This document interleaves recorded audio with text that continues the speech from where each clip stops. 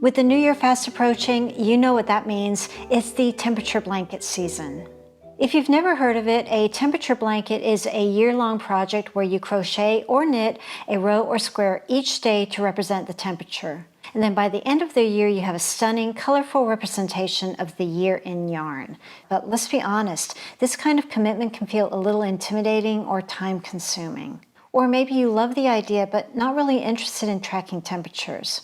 Not to worry, I've got you covered with some fun alternatives. Now, if the idea of a full blanket is what feels overwhelming, why not scale it down to a scarf? You can still follow the same concept, but with shorter rows, which makes it way more manageable.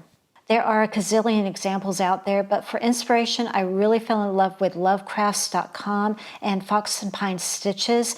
Both have fantastic examples and tutorials to get you started.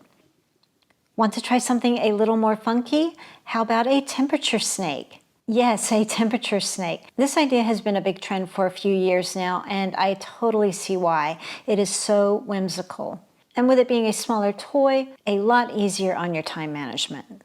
You start by making the snake's head. You can count that as your day one if you like, and then add to the body each day of the year. I first saw this concept over on Attic 24, but there are a lot of versions out there now, and I'll include some of my favorites in the description box below. If temperatures aren't your thing, there are so many other ways to make a meaningful year-long project. A mood blanket is a great way to do this. Choose a color each day to reflect how you're feeling, and also be sure to jot it down in a journal. I made one of these a couple of years ago, and I absolutely loved it.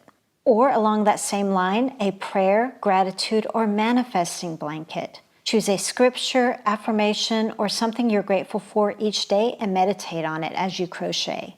These kind of projects are really meaningful to me because they combine mindfulness with the relaxing nature of crochet and knitting. For me, crochet is therapy, so adding this extra layer of mindfulness just makes sense.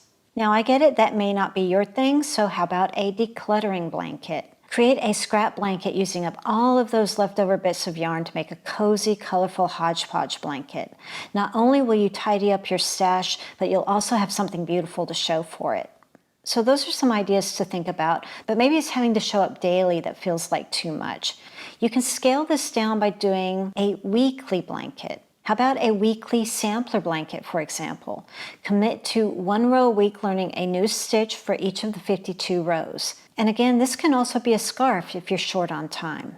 I actually have a couple of videos about making a sampler blanket that I'll pop the links to in the description box. There you'll find some stitch patterns to help get you started. And if weekly still feels like too much, then do something monthly. Granny squares would be perfect for this. Make 1 square each month, and then you can add a backing to it at the end of the year to create a pillow. Or you can do a wall hanging. How stunning would that be?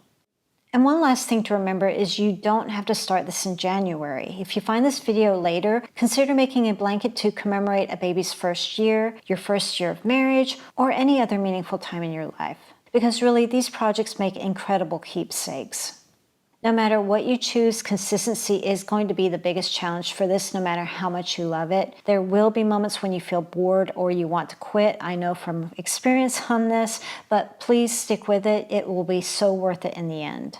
Like I mentioned earlier, I did a mood blanket one year, and I created a video where I share some tips on what worked and what didn't that I think you might find helpful. Happy crocheting, and I can't wait to see what you create this year.